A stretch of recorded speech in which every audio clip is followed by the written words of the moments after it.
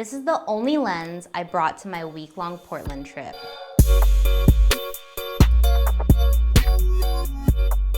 What up, fam? Kitty here with atolavisuals. Welcome back. And I know this lens came out a while ago, but it doesn't matter because I didn't have it then, but I have it now. I was still hoarding my Canon lenses like I'm sure most of us are still doing. So when I was sick of not taking advantage of Sony's AF system, I had to sell my Canon 24-105mm, which was my first lens ever, and upgrade to the 24-70mm G Master lens. Pretty much all my recent YouTube videos were shot with this lens like I'm shooting on it right now. It's a great focal length range and the optics are freaking amazing, which is why I wanted to really test it out as an all-in-one travel lens. As a gearhead, it's always been hard for me to leave the house with less than 3 lenses, so this was definitely a challenge. Right away, I have to say it was nice having extra space and a lighter backpack. So we're staying at this gorgeous remodeled bar, and it's called the PDX Urban Bar, and it's phenomenal. I would totally live here. I'm also going to be testing the Snopa M1, which is the most portable phone gimbal, and the 24-70 Sony G Master lens. But first, let's check out this awesome pad.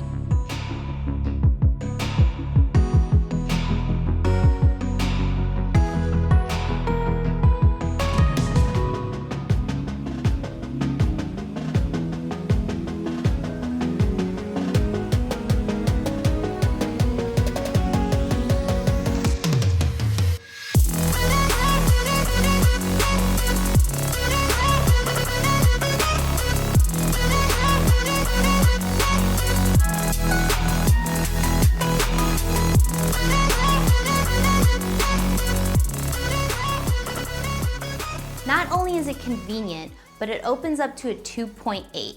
Grab TIFF and ND filters to achieve that shallow depth of field goodness during the daytime. This lens takes 82mm filters. It also includes a lens hood that is felt line. This feels nice. I try to keep this on my lens at all times. You can see when this lens is on a mirrorless, it looks pretty massive. It's also a lot heavier than expected at around 900 grams or 2 pounds. I wish it also came with a tripod collar so it wouldn't be so front heavy when you mount it. The photos come out crisp with edge-to-edge sharpness, none to minimal distortion, and the bokeh isn't so bad.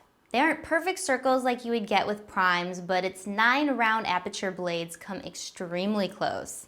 We're gonna do some nature walks and photography at the Japanese tea. Keep wanting to say Japanese tea garden because there's one in San Francisco, but it's not a tea garden. It's just a Japanese garden, the biggest Japanese garden in North America. So that's what we're gonna do today because I can't afford a trip to Japan, and just yet, this will have to do for now. So let's look at some plants and some moss and bamboo and whatever else they got in there. Koi fish. Oh, there's koi fish and waterfalls for sure. Let's go.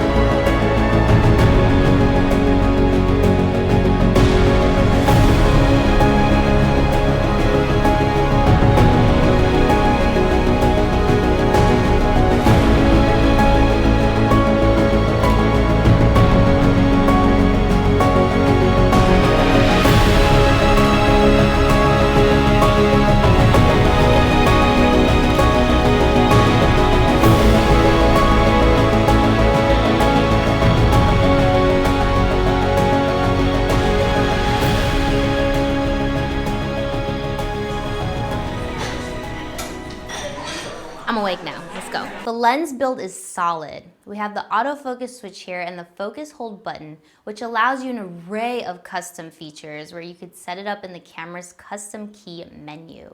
The rings are smooth and quiet, just like its autofocus. When zooming, the lens extends.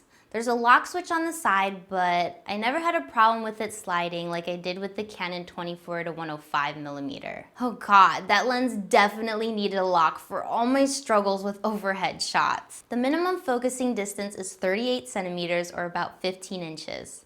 The lens itself is weather sealed, even though the alpha cameras themselves are not.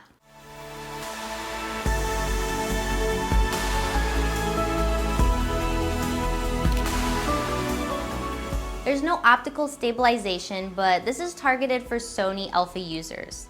These cameras have in-body image stabilization already. And if you're going to be putting this beast on a 6500, just know it'll be 36 to 105mm because of its crop sensor. A little hole in the fence that I could just sneak right in and get the shot.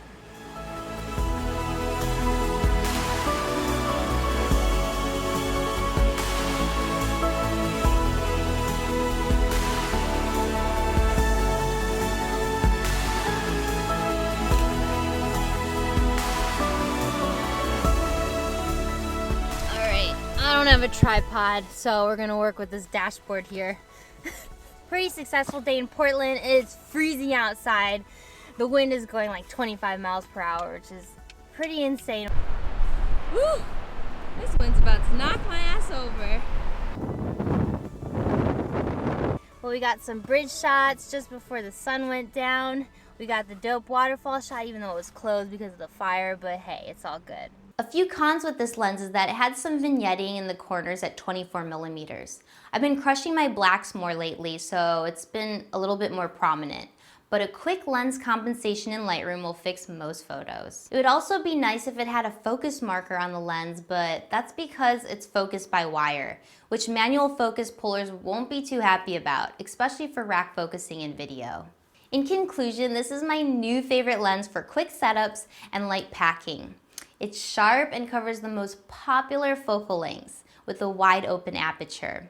I can trust the autofocus to be accurate and quiet, which is the main reason I got this lens.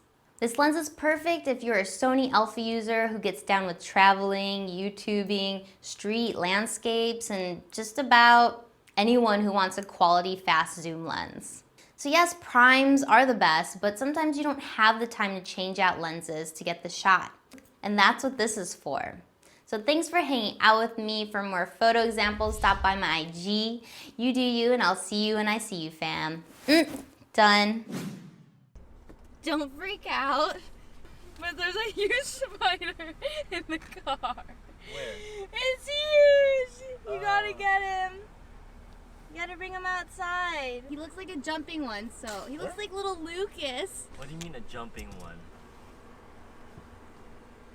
Good job. Don't put him on the ground. He's gonna die there. Oh, he does jump. You missed it. Bye. Have fun.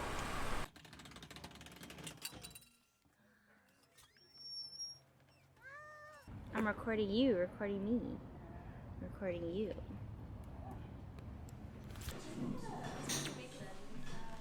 It's pink inside.